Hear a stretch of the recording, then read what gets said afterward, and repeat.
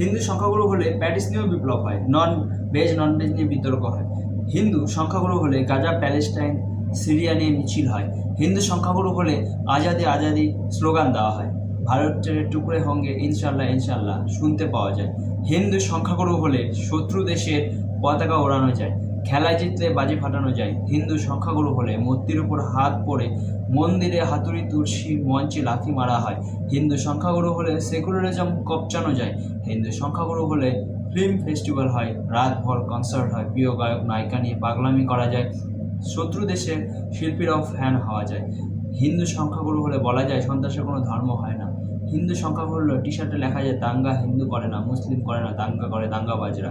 হিন্দু সংখ্যাগুরু হলে সংসদে ভোটাভুটি হয়, পার্লামেন্টে দাঁড়িয়ে বলা যায় বন্দে মাতরম গাইব না, ধর্মে বারণ আছে। হিন্দু সংখ্যাগুরু হলে দেশের সেনাকে অপমান করা যায়, ভুল জাতীয় সঙ্গীত গিয়ে পার পাওয়া যায়। হিন্দু সংখ্যাগুরু হলে ইসলামের দাওয়াত দেওয়া যায়, যারা ইসলামে জন্মায়নি তাদের দুর্ভাগ্য বলা যায়। বাবরি মসজিদের জন্য ইট বয়ে আনছে হিন্দু বাড়ির মেয়ে, এ দৃশ্য দেখা যায়। হিন্দু সংখ্যাগুরু হলে মন্দির থেকে ট্যাক্স নেওয়া যায়, মসজিদে ওয়াকফ সম্পত্তি দেখিয়ে ছাড় দেওয়া যায়। হিন্দু সংখ্যাগুরু হলে হিন্দুর বাড়ি পোড়ানো হয়, হিন্দু বাপ ছেলেকে কোপানো হয়, হিন্দু বাড়ির বউকে শাখা সিঁদুর পড়তে বারণ করা যায়। হিন্দু সংখ্যাগুরু হলে দুর্গা মূর্তি কালো কাপড়ে ঢাকা যায়, বিসর্জন পিছিয়ে দেওয়া যায় অন্য ধর্মের উৎসবের জন্য।